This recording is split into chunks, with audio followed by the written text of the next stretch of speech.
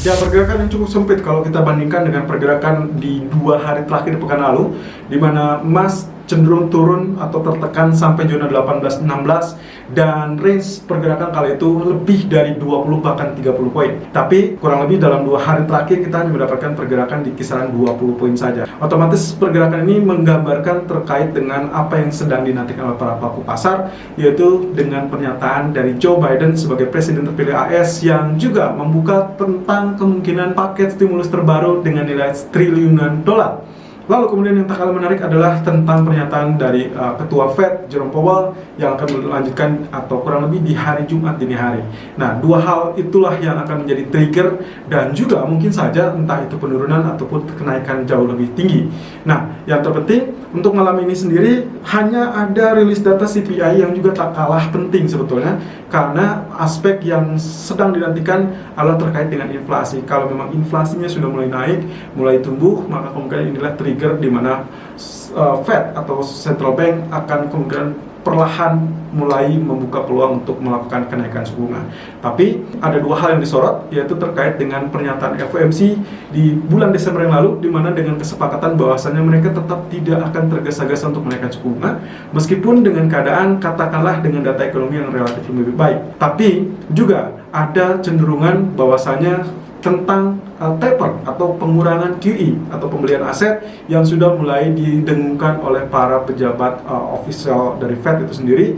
Ada beberapa di antara mereka yang juga sudah mulai menyarankan untuk mulai mengurangi, dan itu yang menjadi trigger dalam 1 atau 2 pekan terakhir. Jadi kita akan lihat Jerome Powell apakah dia akan dovish atau tetap dovish-kah atau mungkin mengurangi dovish-nya. Kalau memang mengurangi dovish, selama tidak ada kendala ataupun tidak ada trigger terkait dengan kenaikan suku bunga atau mungkin mengurangi atau dalam arti ini adalah taper QE, maka kemungkinan potensinya emas bisa kembali leluasa mengalami kenaikan. Tapi kalau misalkan 2 poin tersebut ternyata didengungkan dan diberikan sinyal oleh Powell dalam hal ini menjelang pertemuan di bulan Januari tanggal 28, maka kemungkinan potensi ini akan kembali menekan emas. Nah, saya tidak khawatir dengan pernyataan Joe Biden, karena itu memang yang akan dilakukan oleh Joe Biden terkait dengan janji politik kampanye di mana paket stimulus terbaru akan segera dikucurkan dan more spending, yang artinya juga secara medium term itu akan melemahkan US dollar sesuai dengan apa yang sempat dikatakan oleh beberapa pengamat ekonomi tentunya. Oke, kita lihat dari technical view kali ini, potensi pola yang kemarin sudah sempat kita ulas memang sempat menembus area resisten tapi kembali ke dalam zona support, tapi ternyata zona support pun agak relatif efektif ya. 1838 hanya ditembus sedikit saja 1837 lalu kemudian terpantul. Nah, kali ini kita akan lihat dari sisi lain apakah mungkin ini adalah momentum untuk mengalami kenaikan. Karena untuk daily sendiri kita masih lihat potensi bullish masih akan ada meskipun dengan catatan relatif bertahap atau relatif terbatas. Technical view 13 Januari 2021. Irfan untuk Agrodana. Technical Outlook 13 Januari 2021 per jam 12 waktu Indonesia bagian Barat. Kali ini kita kembali disuguhkan dengan sangat dramatis ya kalau pergerakan dari indeks dolar. Kemarin kebetulan kalau misalkan Anda lihat dari grafik yang sempat kami share, bahwasanya area kenaikan kemarin juga sudah mulai menyentuh di zona 38,2%, lalu kemudian kemarin juga kita curigai antara 38 atau 50%-nya kemungkinan dia akan kembali terjebak atau dalam fase tekanan. Dan persis itu yang terjadi karena kemarin ternyata ditutup dengan bearish candle. Anda bisa lihat di sini. Dan kalau saya perbesar bentukannya, ini sebetulnya formasi yang kita sandingkan dengan candle sebelumnya. Saya asumsikan menganggapnya lebih lihat dari real body-nya saja. Jadi jangan lihat tail-nya. Real body dua-duanya itu menunjukkan bahwa bullish candle dengan bearish candle, di mana bearish candle-nya justru lebih tinggi, dan demikian pula dengan posisi penutupannya ya. Jadi kemungkinan ini kita kategorikannya bisa dalam dark cloud cover, yang artinya kalau dark cloud cover muncul pasca kenaikan, maka potensi kenaikan sudah relatif selesai atau relatif melemah, dan akhirnya dia akan kembali dibuka dengan potensi bearish. Nah, ini yang kemungkinan akan terjadi. Jadi kemungkinan Fibonacci retracement ini yang berhasil membantu kita memperkirakan pergerakan kemarin ya. Lalu kemudian kalau kita kembali di grafik H4, potensi pergerakannya persis juga dengan apa yang kemarin kita gambarkan.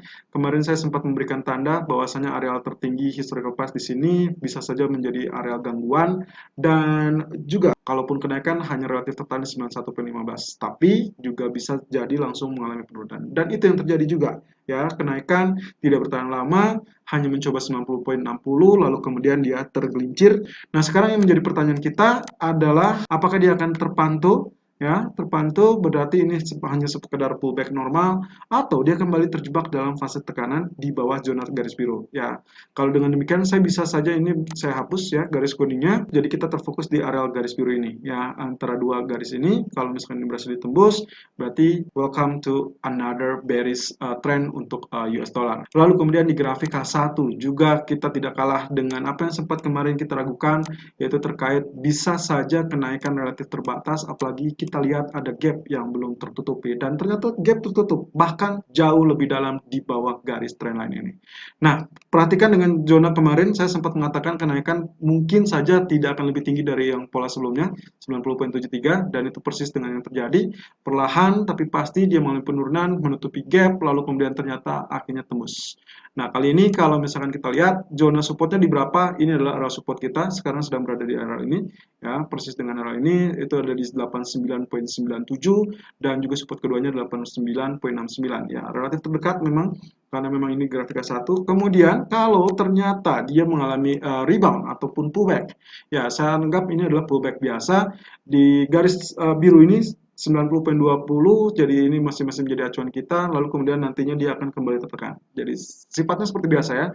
Begitu dia breakout, berarti akan ditemani dengan pullback terlebih dulu, lalu kemudian melanjutkan penurunan. Karena saat dia breakout berarti ada perubahan tren dari pola kenaikan sebelumnya, lalu kemudian terjadi penurunan. Technical view gold 13 Januari 2021 jam 12 lewat 4 menit waktu sebagian barat, high 1862.80, low 1853.60, dan running price 1860.00. Dan akhirnya berhasil dengan apa yang sempat kita teliti kemarin, ya, cermati lebih dalam. Hammer ya, ini adalah hammer, lalu kemudian ternyata terkonfirmasi dengan bullish candle. Jadi kemungkinan potensi hari ini seharusnya akan terjadi bullish candle kembali, meskipun tidak tertutup kemungkinan ya kalau misalkan terjadi doji candle kembali. Jadi ini hati-hati, kita masih belum lepas dari pola tekanan. Kemudian zona resisten untuk yang terdekat tentunya resisten akan berada di kisaran 1862 ya. Sebetulnya kalau kita lihat dari grafik ini 1858 1862 persis dengan yang kemarin sempat kita sampaikan, itu adalah zona resisten yang menjadi PR juga, dan persis kemarin pergerakan mencapai 1863, turun sampai 1837, dan akhirnya ditutup di 1855. Nah, pagi ini karena dia juga dibuka di 1855, saya rasa selama dia masih di atas MA 200, well, of course, bullish masih tetap akan ada. Oke. Dan 1872 menjadi PR yang paling utama, karena ini yang harus ditembus. Kalau ini gagal, berarti dia akan kembali dalam fase tekanan. Support berada di 1848, itu yang terdekat ya. Ini sebagai zona terdekat. Lalu kemudian 1836 adalah MA 200, dan sorry, ini adalah 1839 ya. Ini 1839, itu adalah MA 200, dan terakhir di MA atau di Fibonacci retracement 61.8%, 1825.00. Oke, kita teliti terlebih dahulu dari aspek indikator. Nah, perspektif indikator kali ini kalau kita lihat daily chart masih seperti kemarin ya. Ini sudah mulai ngangkat, sudah mulai cross, jadi seharusnya bullish masih tetap akan ada. Bollinger Tengah itu berada di 1882. Jadi kalau misalkan PR tadi, kalau misalkan 1872 berhasil tembus, berarti PR selanjutnya akan berada di zona 1882. Ini adalah Bollinger Tengah. Oke, daily chart seperti demikian. Lalu kemudian stokastiknya sudah kita kupas tadi, sudah ada cross ya. Saya perbesar terlebih dulu. Ya, betul sekali ya, cross ya. Lalu kemudian kalau kita lihat dari garis pendeknya di grafik H4, nah dia juga sudah mulai mengangkat, ya, tapi sayangnya dia sudah mulai memasuki, setidaknya yang area birunya sudah memasuki zona 80. Meskipun kalau kita lihat di sini masih berupa 79% dan 60%. Jadi ini masih belum terlalu over ya.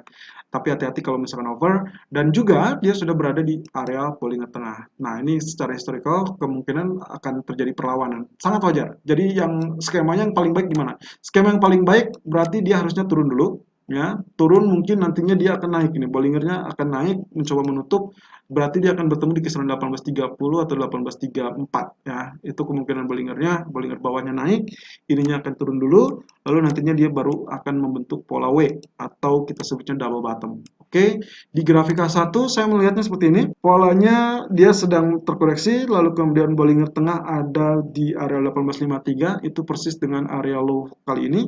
Dan saya sedikit sarankan untuk Anda menggunakan garis ini ya. Ini di grafik H1, saya lupakan atau kita lupakan saja dua pola kemarin ya, baik itu inverse head and shoulder ataupun pola yang kita curigai sebagai rising wedge ya. Ternyata keduanya sebetulnya memiliki peluang yang sama ya, meskipun kemarin sempat tembus area resisten. But it's okay, kita tidak lihat itu lagi. Sekarang kita gunakan garis trendline ini sebagai area patokan support kita. Kalau misalkan skenario-nya begini, kalau skenario-nya Bollinger Tengah disentuh 1853 atau 54, kemungkinan area koreksi maksimum di 1843. Ya, ini 1843.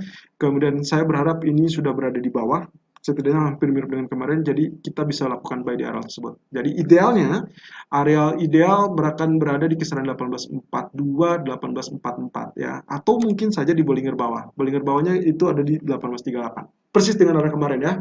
Area kemarin 1837 soalnya area terendahnya. Oke, kembali dengan grafik tanpa indikator. Di grafik keempatnya kembali dengan Fibonacci retracement. Saya masih tetap menjadi catatan 38.2%, 50% dan juga 61.8%. Mudah-mudahan Anda ingat dengan apa yang sempat kami sampaikan di webinar yang lalu. Lalu kemudian zonasi untuk area biru ya, area biru tetap ya 185862 ya, ini yang ternyata memang kemarin juga tertahan.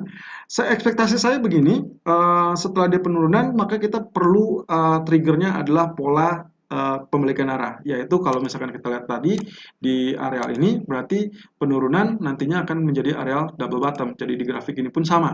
Saya berharap dia turun, entah mungkin bottomnya equal di 1828 atau 1838 ya, tapi yang jelas akan ada pola seperti demikian ya, zigzagnya seperti itu, lalu kemudian dia barulah mengalami kenaikan. Meskipun secara bertahap tentunya, kenaikan akan tertahan di 1866, 1877 atau 1889. Kemudian di grafik H1, nah di sini mirip dengan apa yang tadi sempat kita gambarkan di bagian ini ya. Bagian ini sama, cuman di sini kita dibantu dengan Bollinger Band dan juga stokastik. Nah, di bagian ini kita tanpa indikator sama sekali. Jadi kalau kita lihat di sini, zona support yang terdekat, zona merah ini 1854, ya persis dengan apa yang terjadi di low, tapi ekspektasi saya sebetulnya dia akan turun terlebih dulu sampai zona ini 1846 atau 1848. Idealnya di sini ya, idealnya kisaran 1842, 1845. Tapi kali ini saya perkirakan Anda pun sudah bisa melakukan buy sebetulnya, karena di sini saya asumsikan double top dulu, meskipun tidak terlalu top ya, karena ini bisa saja hanya melandai terlebih dulu, cari kesempatan di 1851. Jadi kemungkinan buy on dip-nya masih di kisaran 1848 maupun 1850. Kemudian target pertama akan berada di 1855.20 dan 1860.00 target kedua. Kalaupun misalkan Anda melakukan buy di zona 1853 atau 51 ya di sini, berarti Anda bisa melakukan TP dan hasilnya bisa sama atau mungkin Anda sesuaikan sendiri. Yang terpenting selalu gunakan stop loss dan risk management sesuai dengan equity dan strategi trading Anda. Irfan untuk Agrodana.